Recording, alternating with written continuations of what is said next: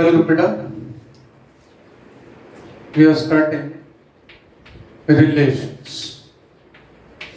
Class 11th में तुमने एक इंट्रोडक्शन दिया था सेट थ्योरी का, ठीक है?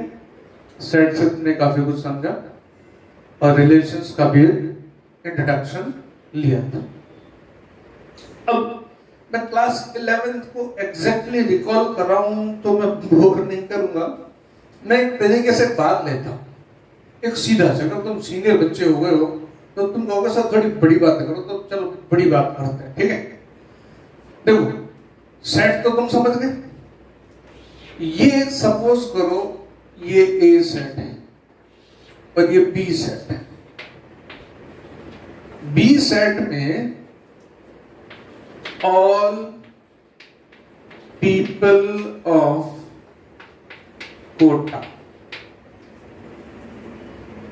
है ना?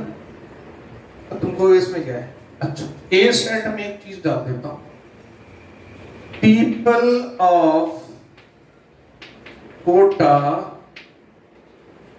Who earn 2 lakhs per month और मोर।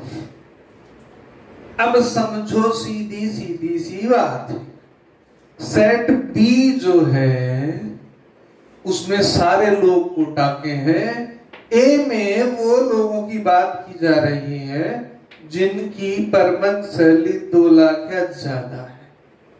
तो अब यहां से वो जो रेंज को डोमेन की बात नहीं करें, एक बात समझो, यहां में कुछ स्पेसिफिक कंडीशन रख दी है मैंने, जिसको तुमने नाम शायद रिलेशन दिया होगा। ये स्पेसिफिक है, कंडीशन भी इसमें आ गई और लोग भी स्पेसिफिक हो गए। अब ये जो है ये मेरा डोमेन है जिसकी मैंने बात करनी है, मेरे पास जो डोमेन है उसकी मैंने बात करनी है। मेरी रेंज क्या है? पूरा कोटा शहर।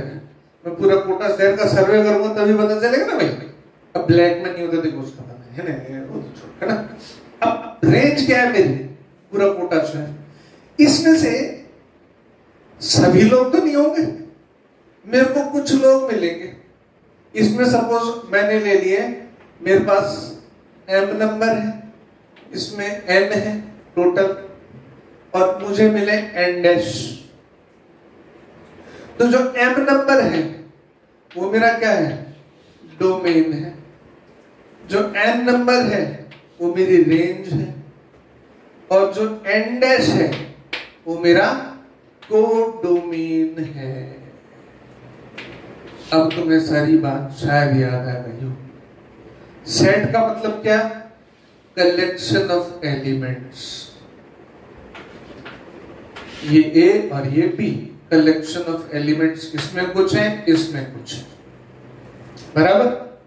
अब इन कलेक्शन ऑफ एलिमेंट्स के बीच में कोई रूल लगा दिया हमने। अब मैथ्स के हिसाब से चलते हैं। मान लो A belongs to real numbers, नहीं, B belongs to real numbers, ठीक है? And A belongs to first 10 prime numbers, ठीक है? ऐसा कर दिया। अब ये रूल हो गया, तुम्हें ढूंढना है इसमें से। कहने का मतलब ये है कि तुमको रूल अगर सेट करते हो, और सिंपल करते हैं, यहां से हमने एक रूल सेट किया। मैंने यहां पर कुछ स्पेसिफिक लोग लिए, मैं एक काम करता हूं और सिंप्लीफाई करता हूं। ए सेट में 1 2 3 4 5 6 7 8 9 10 ये तुमने पढ़ा है। A belongs to कैपिटल, है ना? 11th क्लास में डेफिनेशन पढ़ी। B में मैंने डाल दिए 2 4 6 8 10 12, 14, 16। अब मैंने लिख दिया कि there is a relation A, B, ठीक है, such that B is equal to A plus 2।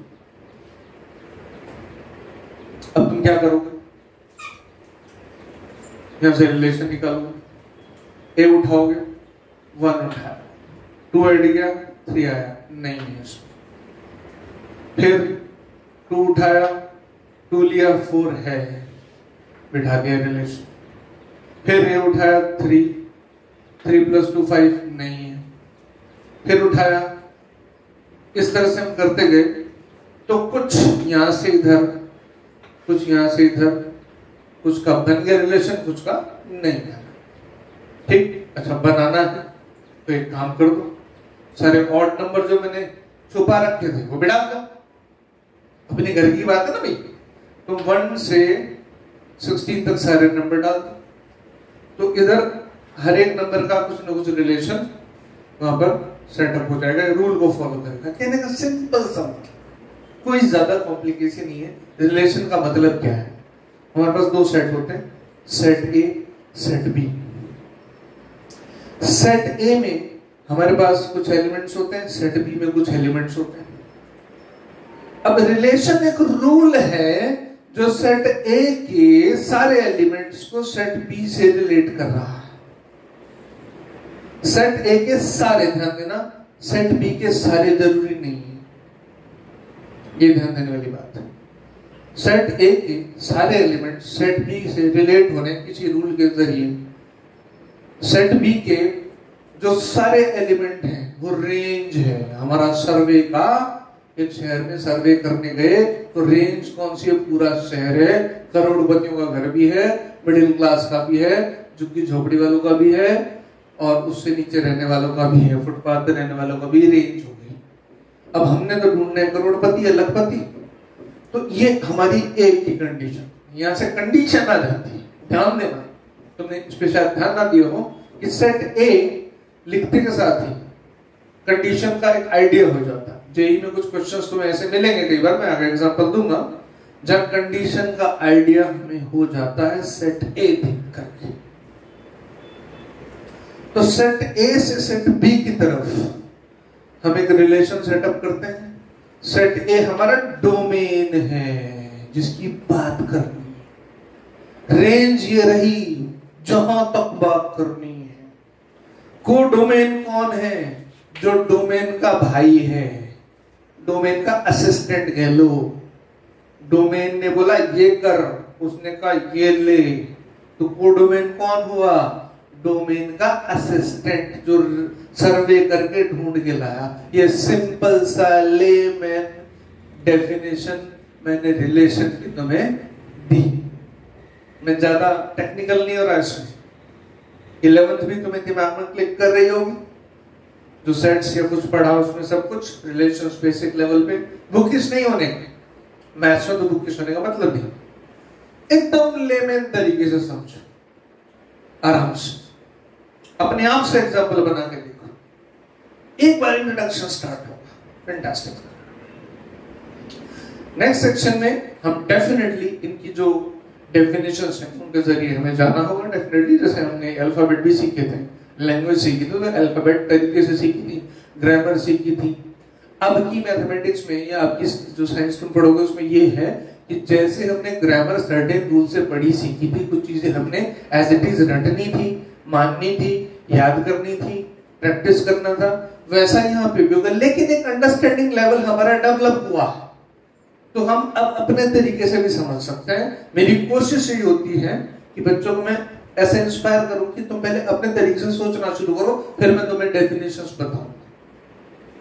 तो डेफिनेटली नेक्स्ट क्लास में मैं तुम्हें पर्टिकुलर डेफिनेशंस बताता चलूंगा, और ऐसे एग्जांपल्स भी मैं एक्सपेक्ट करूंगा कि तुम लोग इस तरह से बताऊंगा, तुम लोग अपने हिसाब से जनरेट कर सकते।